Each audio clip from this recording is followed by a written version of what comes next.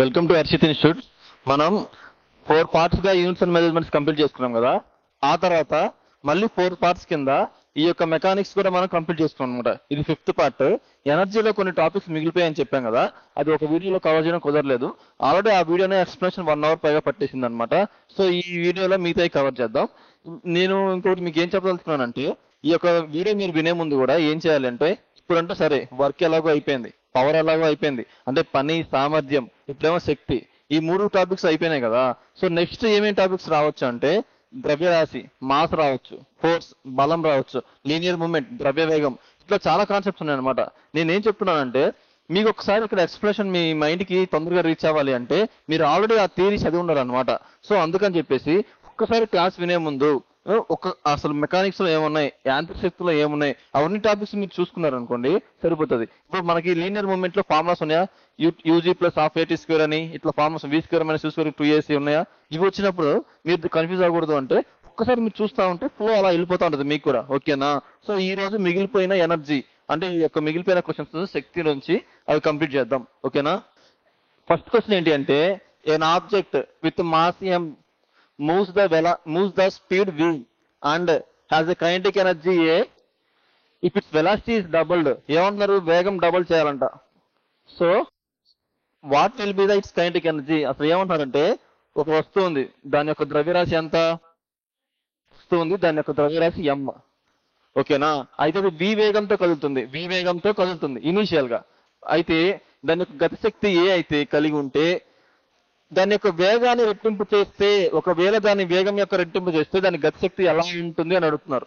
ఏమైనా అడగనివ్వండి, మనకు తెలిసిందేంటి, గతిశక్తి ఏంటి అని అడిగారు.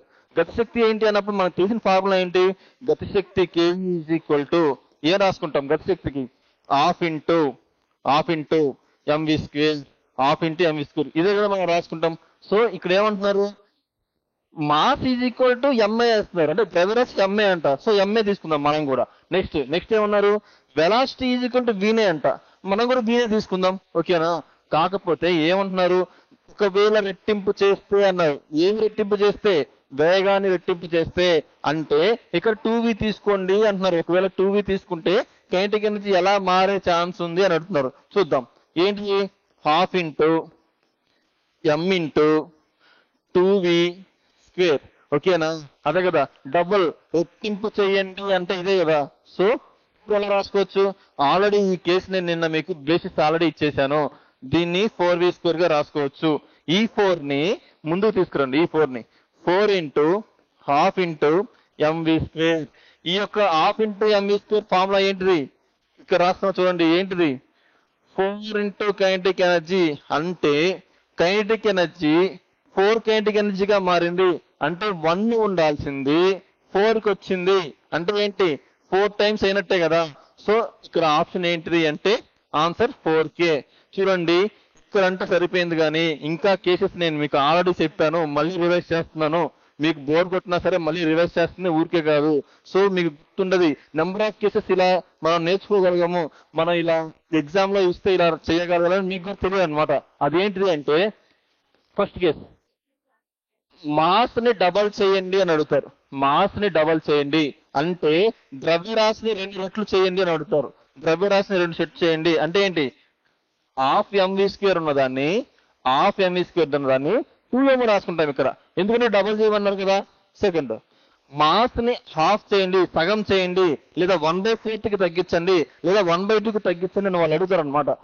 సో అప్పుడు కేసు ఏంటి, ఒకవేళ 1/2 కి తగ్గించాలి అనుకో, half into m/2 v square ఇలా రాసుకోవాలి. ఒకవేళ ఇదే మాస్ ని 1/4 కి తగ్గించండి అని అడిగారు అనుకోండి, 1/4 తగ్గించండి అన్నప్పుడు 1/2 into m/4 into v square ఇలా రాసుకోవాలి. ఇలా రాసుకొని ఎంత ఆన్సర్ వస్తే అంత, ఆ ఆన్సర్ ఇక్కడ ఎక్కడుందా అని మీరు చెక్ చేసుకోవాలి అనమాట.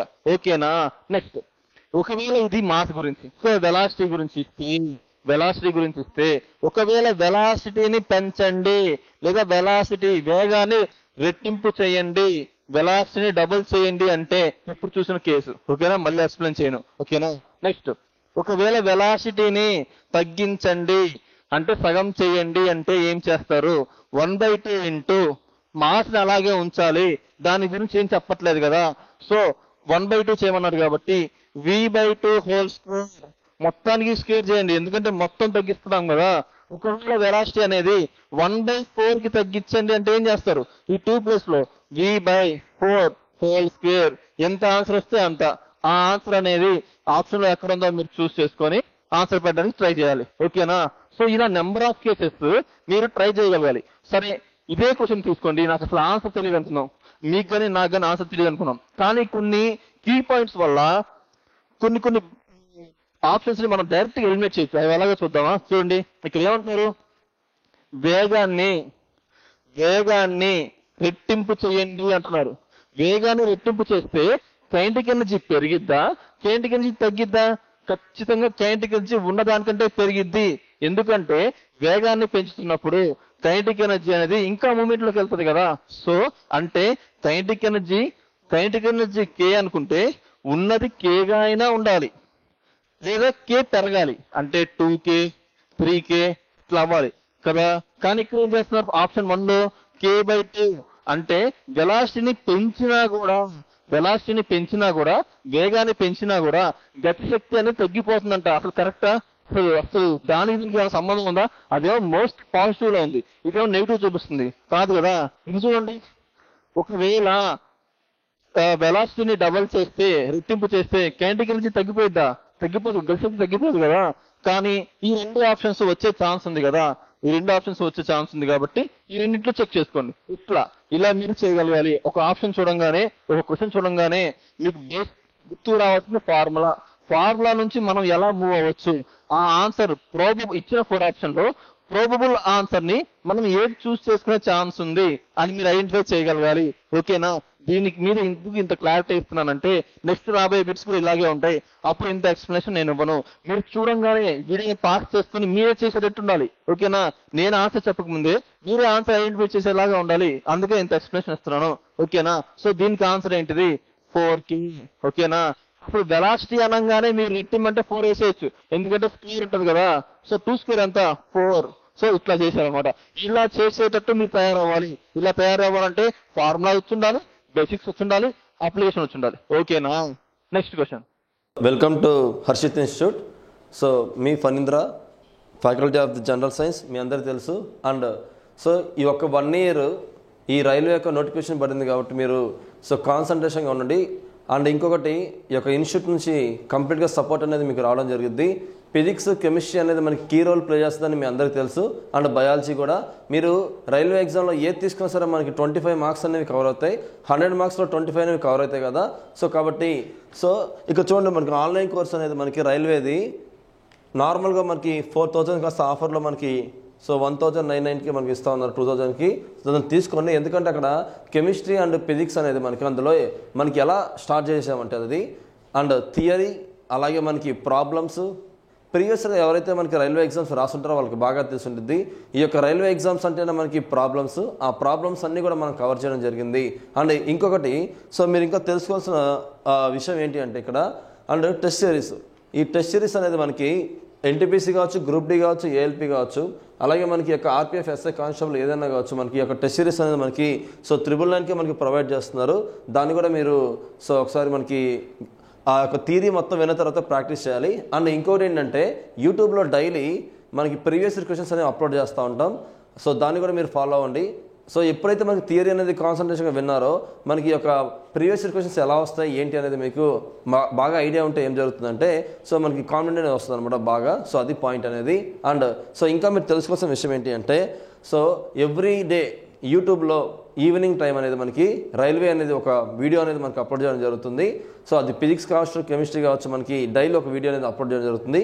దాన్ని కూడా మీరు డైలీ ఫాలో అవ్వండి. ఓకేనా. ఇట్లా మనకి అండ్ ఇంకోటి చూడండి, రైల్వే గురించి కంప్లీట్ కోర్స్ ఇది. యాక్చువల్గా రైల్వే గురించి కంప్లీట్ కోర్స్ ఇది. ఓన్లీ ఫిజిక్స్, కెమిస్ట్రీ మాత్రం మనకి 600కి అవైలబిలిటీగా ఉంది. ఈ యొక్క థియరీ గురించి దాని మీద కూడా మీరు ఐడియా ఉంటే కాన్సన్ట్రేట్ చేయండి. అండ్ ఇంకోటి, ఏమైనా డౌట్స్ ఉంటే ఈ యొక్క నెంబర్కి అనేది మనకి కాల్ చేసి కనుక్కోండి. అండ్ మీరు చేయాల్సిన విషయం ఏంటంటే ఈ క్లాసెస్ అనేది తీసుకోవడం, అలాగే మనకి థియరీ మొత్తం వినడం, ప్రాక్టీస్ చేయడం, టెస్ట్ సిరీస్ తీసుకొని ప్రాక్టీస్ చేయడం, అండ్ యూట్యూబ్లో మనకి డైలీ ఒక వీడియో అనేది మనకి అప్లోడ్ చేస్తాం కదా, సో దాన్ని ఫాలో అవుతూ ఉండండి. సో మీ అందరూ తెలుసు 2018లో మనకి ఈ గ్రూప్ డి గురించి మనకి ఎంత సపోర్ట్ ఇచ్చామో మనకి స్టూడెంట్స్కి, సేమ్ అదే సపోర్ట్ ఉండిద్ది. 1 ఇయర్ నాతో పాటు మీరు కూడా కాన్సన్ట్రేషన్గా ఉంటే సో మళ్ళీ ఈ యొక్క లాస్ట్ టైం ఎవరైతే మిస్ అయితే వాళ్ళకి జాబ్ అనేది కంపల్సరీ ఈసారి మనకి సో గెట్ ఇన్ అవ్వడం జరుగుతుంది. సో ఈ యొక్క యూట్యూబ్ ఛానల్ని మనం ఫాలో అవ్వండి. సో ప్లీజ్ సబ్స్క్రైబర్ ఎక్కువ మందికి మీరు సో రీచ్ చేస్తూ ఉంటే, లైక్ చేస్తూ ఉంటే ఎక్కువ మందికి రీచ్ అవుద్ది. సో కాబట్టి ఎక్కువ మందికి లైక్ చేయడానికి ట్రై చేయండి. సో నా సపోర్ట్ ఎప్పుడూ ఉండిద్ది, మీరు కూడా సేమ్ నన్ను ఫాలో అవుతే సరిపోతుంది. సో ఈసారి మనకి ఎలాగైనా సరే మనకి గవర్నమెంట్ జాబ్ అనేది తెచ్చుకోవడం జరుగుతుంది. So okay, thank you for watching. A compressed spring possesses more energy than a spring of normal length because this compressed spring has, ఏమంటారంటే ఒక సాధారణ స్ప్రింగ్ కంటే, అంటే నార్మల్ పొజిషన్ లో, స్టాటిక్ పొజిషన్ లో రబ్బర్ ఎలా ఉందో అలా, లేదా స్ప్రింగ్ ఎలా ఉందో అలా తీసుకున్న దానికంటే ఏమంటున్నారు, దాన్ని ఒకవేళ ఆ కంప్రెస్ చేస్తే, ఉన్నదాన్ని ఇలా కంప్రెస్ చేస్తే ఎందుకని ఎక్కువ శక్తిని కలిగి ఉంటుంది. సో అది ఎందుకు ఎక్కువ శక్తి కలిగి ఉంటుంది, నేను దీని గురించి కదా మొత్తం ఎక్స్ప్రెషన్ మనం చేసుకుంది. దేనికి, నార్మల్ గా ఉన్న స్ప్రింగ్ కి ఏ ఎనర్జీ కూడా ఉండదు, కానీ ఎప్పుడు దాన్ని కంప్రెస్ చేస్తామో, కంప్రెస్ అనగానే మీకు గుర్తుకు రావాల్సింది స్టోర్డ్ ఎనర్జీ, అంటే శక్తిని నిల్వ చేయడం. ఇలా కంప్రెస్ చేయగానే శక్తిని నిల్వ చేయగలుగుతాం. ఎప్పుడైనా సరే శక్తిని నిల్వ చేయడం అన్నా దాని యొక్క ఒక వస్తువు యొక్క స్థానం బట్టి అయినా, ఒక వస్తువు యొక్క ఎత్తును బట్టి అయినా సరే మనం డిసైడ్ చేసే ఎనర్జీ ఏంటిది, స్థితి శక్తే కదా. సో దీనికి ఆన్సర్ ఏంటిది, స్థితి శక్తి. ఎక్కడ ఉంది స్థితి శక్తి, ఓకేనా. దానికి స్థితి శక్తి అనేది గెయిన్ అవుతుంది అనమాట, ఓకేనా. నెక్స్ట్ క్వశ్చన్, 4 ఆప్షన్స్ వీలైనంత వరకు ఎక్స్ప్లెయిన్ చేస్తాను. ఎక్కడ స్కోప్ ఉందో అక్కడ మాత్రం ఎక్స్ప్లెయిన్ చేస్తాను. ఇప్పుడు ఈ క్వశ్చన్ ఉంది, ఈ క్వశ్చన్ లో ఏం ఎక్స్ప్లెయిన్ చేస్తాను చెప్పండి. ఆ రసాయన శక్తి ఎక్కడ వస్తుంది, గతి శక్తి ఎక్కడ వస్తుంది, లేకపోతే ఈ వేడి శక్తి ఈ యొక్క ఎక్కడ వస్తుంది, ఇవన్నీ కూడా ఇక్కడ రిలేటెడ్ లేవు కదా. రిలేటెడ్ ఆన్సర్స్ వచ్చినప్పుడు ఖచ్చితంగా ప్రతి ఆప్షన్ నేను ఎక్స్ప్లెయిన్ చేయడానికి ట్రై చేస్తాను, ఓకేనా. Next, 2 steel balls of mass 5 kgs and 10 kgs have same kinetic energy. Which ball is moving fast? ఏమంటున్నారంటే ఒక 2 స్టీల్ బాల్స్ తీసుకున్నారంట, 2 స్టీల్ బాల్స్, ఓకేనా. 2 స్టీల్ బాల్స్, ఒకదానికేమో 5 కేజీలు ఉంది, ఇంకోదేమో 10 కేజీల బరువు ఉంది. అయితే ఏమంటున్నారు, కైనటిక్, వీటిలో గతిశక్తి సమానం అంటున్నారు. ఏమంటున్నారు, సేమ్ కైనటిక్ ఎనర్జీ.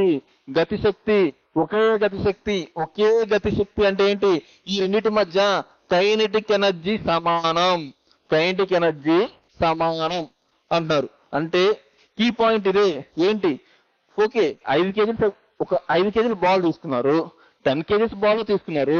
అయితే ఏంటి, వాటి యొక్క కైనటిక్ ఎనర్జీ సమానం, గతిశక్తి సమానం అంటున్నారు. మీరు గతిశక్తి సమానం అంటున్నారు.